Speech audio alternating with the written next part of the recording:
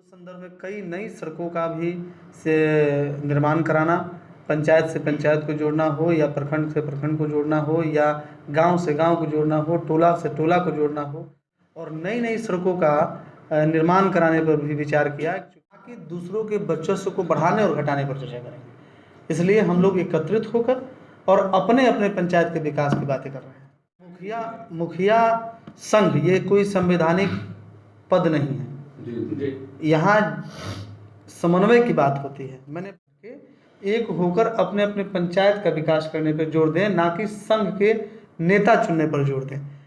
सरकार को यह होना चाहिए कि अगर एक पंचायत है तो उसका जो है उस शिक्षक का पोस्टिंग किसी अन्य पंचायत में हो।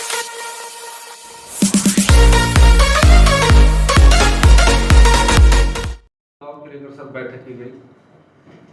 आज यहाँ उपस्थित इसुआपुर पंचायत के मुखिया प्रतिनिधि और जयथर मुखिया गन्नू सिंह जी, केरवा मुखिया प्रतिनिधि, सावा मुखिया प्रतिनिधि और रमचौड़ा मुखिया और साथ ही एक समर्थन पर हरिंदर सिंह जो आटा नगर पंचायत के मुखिया हैं, उनका भी वो नहीं पहुंच पाए हैं क्योंकि उनकी तबीयत खराब है।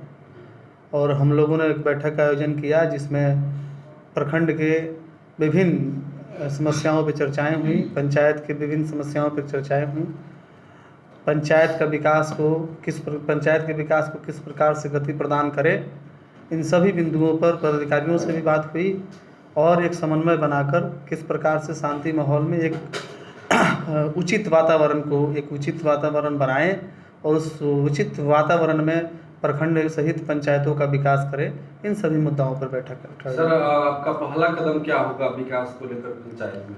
हम लोग शुरू से ही कहते आ रहे हैं कि शिक्षा स्वास्थ्य के क्षेत्र में सबसे पहले आधार को हम बनाना चालू करेंगे, आधार ढांचाओं को बनाना चालू करेंगे। जिन चीज़ों से शुरुआत है उन सभी चीज़ों को जो रूट लेवल से, जैसे विद्यालय हो गया, स्वास्थ्य व्यवस्था हो गया, सड़कें हो गई। जैसे आप जानते हैं कि सड़कें जो हैं वो विकास की वाहक होती हैं, तो उस संदर्भ में कई नई सड़कों का भी से निर्माण कराना, पंचायत से पंचायत को जोड़ना हो या प्रखंड से प्रखंड को जोड़ना हो या गांव से गांव को जोड़ना हो, टोला से टोला को जोड़ना हो। आज आप जैसे जानते हैं कि लोग आज ज़मीन का कीमत इतना अधिक हो गया है कि लोग ज़मीन खरीद कर रोड पर घर नहीं बना सकते। तो इस संदर्भ में हम लोग सभी मुखिया लोगों ने एकजुट होकर और नई नई सड़कों का निर्माण कराने पर भी विचार किया, क्योंकि लोगों को नई सड़कें मिलें जहां पे उनकी पहले से ही भूमि है और उनकी भूमि तक हम सड़कों को पहुंचा सके ताकि आने वाला जो पीढ़ी है उनको मकान बनाने के लिए भी जगह मिल सके। उसके लिए सर आपने रूट मैप तैयार कर लिया? आपसी सहमति या सतत लीज नीति के तहत जो सरकार का बाउंडेशन होता है, ग्राम सभा से प्रस्ताव लेकर सतत लीज नीति के तहत हम भेजने का काम करेंगे। और नहीं तो आपसी सहमति बनती है तो उस संदर्भ में हम सभी लोगों मिलकर और गांव के लोगों को समन्वय बनाकर, पदाधिकारियों से समन्वय बनाकर, वहां के नेताओं से समन्वय बनाकर और सड़कों का निर्माण करेंगे। रोड प्रेस में क्या उसमें प्रोसेस किया गया है? क्या रोड प्रेस में क्या प्रोसेस किया गया है? क्या मुद्दा? कई सड़कें बन चुकी हैं, विवाद होते हैं, उनका हम लोग बैठ कर निपटारा करते हैं इसी तरीके से सामूहिक रूप से। और जब आप काम कीजिएगा तो विवाद होगा ही, उन विवादों को निपटारे के साथ साथ सड़कों का विकास हो रहा है। बहुत कम ऐसी सड़कें हैं जहां पे हम लोग समन्वय नहीं बना पा रहे हैं, लेकिन धीरे धीरे उन पर भी बातें हो रही हैं कि गांव के हर सड़कों का विकास हो और नई सड़कों का निर्माण हो। सर, आपके पूरे प्रखंड में सभी मुखियाओं की सर इस बात पर सहमति है? निश्चित रूप से सहमति है। और देखिए, जो भी मुखिया यहाँ उपस्थित हैं वो सभी लोग का एक ही विचार है कि हम लोग विवाद में न पड़ते हुए, वर्चस्व की लड़ाई में और संघर्ष में न पड़ते हुए गांव के विकास के लिए हम लोग मुखिया चुने गए हैं, ना कि किसी एक व्यक्ति के वर्चस्व को कायम करने के लिए। तो इस संदर्भ में हम लोग अपने अपने पंचायत के विकास पर चर्चा करेंगे, ना कि दूसरों के वर्चस्व को बढ़ाने और घटाने पर चर्चा करेंगे। इसलिए हम लोग एकत्रित होकर और अपने अपने पंचायत के विकास की बातें कर रहे हैं। सर, जैसे कि सर आपने कहा है कि हम जो सभी लोग मुखिया बैठे हैं यहाँ पे कि आप आपसी मतभेदों को मिटा करके और विवादों से दूर रहेंगे, तो लगभग 1-2 हफ्ते से देखने को आ रहा है कि जो मुखिया संघ का अध्यक्ष का चुनाव हो रहा है उसमें लगातार जो है कभी आप एक जगह इकट्ठा करके मुखिया संघ के चुनाव में खड़े होते हैं और कभी अन्य लोग, तो इस पे क्या कहना चाहेंगे? देखिए, मुखिया संघ ये कोई संवैधानिक पद नहीं है। जी यहाँ समन्वय की बात होती है। मैंने बार बार कहा है कि संघ नाम की कोई चीज़ ईश्वरपुर में नहीं है। संघ का मतलब होता है, चरित्रार्थ होता है कि एक संघ होने का होता है संघ, और संघ किससे बनता है? संगठन। तो यहाँ संघ के रूप में अगर देखेंगे तो दो भाग में लोग बटे पड़े हैं। तो हम लोगों का कोशिश रहेगा कि हम लोग बटे नहीं। सभी मुखियाओं से मैं अपील करूंगा कि सब लोग एक होकर, बिना बच्चों को देखते हुए, अपनी ईगो को त्याग करके एक होकर अपने अपने पंचायत का विकास करने पर जोर दें, ना कि संघ के नेता चुनने पर जोर दें। हम लोगों ने इसी संकल्प के साथ अपने पंचायत के विकास की बातों को लेकर बैठक बुलाई है, ना कि मुखिया संघ की बात हमने किया है। मैं तो ये मानता हूं कि ईश्वरपुर में कोई संघ नहीं है। एक बात और कुछ जानना चाहूँगा सर, जैसे कि आप आरजेडी के एक मान के चलते बहुत बढ़िया एक नेता माने जाते हैं और आप लोगों को जोड़ने का काम कर रहे हैं, तो क्या इसको माने कि जो तरैया विधानसभा में जो विधानसभा के चुनाव में क्या उसके प्रत्याशी के लिए आपका उस पर रहेगा? देखिए, नेता का कर्तव्य होता है कि जन सेवा करना। वो आप तय करें, वो देखने के नज़रिए वालों के ऊपर होता है कि विधानसभा की तैयारी कर रहे हैं, जिला परिषद की तैयारी कर रहे हैं, मुखिया की तैयारी कर रहे हैं। ये आप जान लीजिए कि एक नेता का जो कार्य होता है, हम लोग अपना काम कर रहे हैं। तो आप किस वे में उसको देख रहे हैं, ये आपके ऊपर है। मैं इस पर कोई टिप्पणी नहीं करूँगा। सर, एक बात और आपसे पूछना चाहेंगे सर कि जो अभी के डेट में बिहार की जो शिक्षा व्यवस्था जो चौपट हो रही है, तो आपके पूरे ईश्वरपुर प्रखंड में आप किस तरह पूरे सरकारी विद्यालय और स्वास्थ्य विभाग में किस तरह से बदलाव लाना चाहेंगे? क्योंकि आपके साथ में बहुत सारे मुखिया जो वर्तमान है उनका सहयोग है, तो इसमें आप कैसा बदलाव लाना चाहेंगे? देखिए, दो चीज़ें। शिक्षा नीति जो है, सरकार की जो शिक्षा नीति है, वो काफ़ी हद तक ठीक नहीं है। उसका भुक्तभोगी हम लोग जनप्रतिनिधि भी हैं, ये मैं मानता हूँ। कारण क्या है?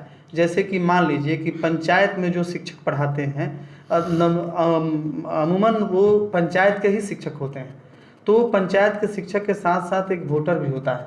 तो जनप्रतिनिधि कहीं ना कहीं एक दबाव में होता है कि ये हमारा वोटर भी है और यहाँ शिक्षक भी है। इस परिस्थिति में शिक्षा में सुधार जो है, एक अडिग व्यवस्था के साथ सरकार को यह होना चाहिए कि अगर एक पंचायत है तो उसका जो है उस शिक्षक का पोस्टिंग किसी अन्य पंचायत में हो, तो जाके जनप्रतिनिधि भी एक अडिग डिसीजन ले पाएंगे।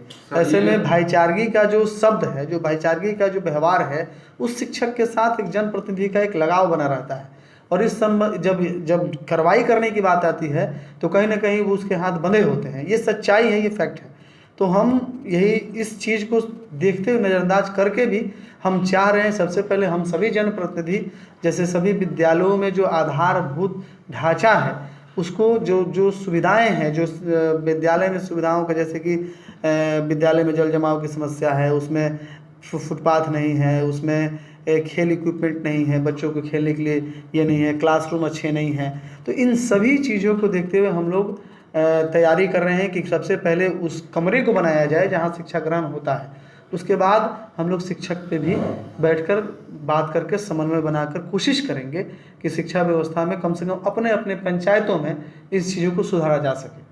पहले व्यवस्था फिर शिक्षा। देखिए, इस बैठक के माध्यम से अपने आसपास के लोगों और यहाँ खासकर जो पंचायत के लोगों, उसको आप क्या सा सूचना देना चाहिए? सूचना यही देना चाहते हैं कि आपके जनप्रतिनिधि जागरूक हैं और आपके जनप्रतिनिधि आपके लिए जीते हुए हैं, आपका कार्य करने के लिए आए हैं, ना कि किसी के बच्चों से की लड़ाई लड़ने के लिए।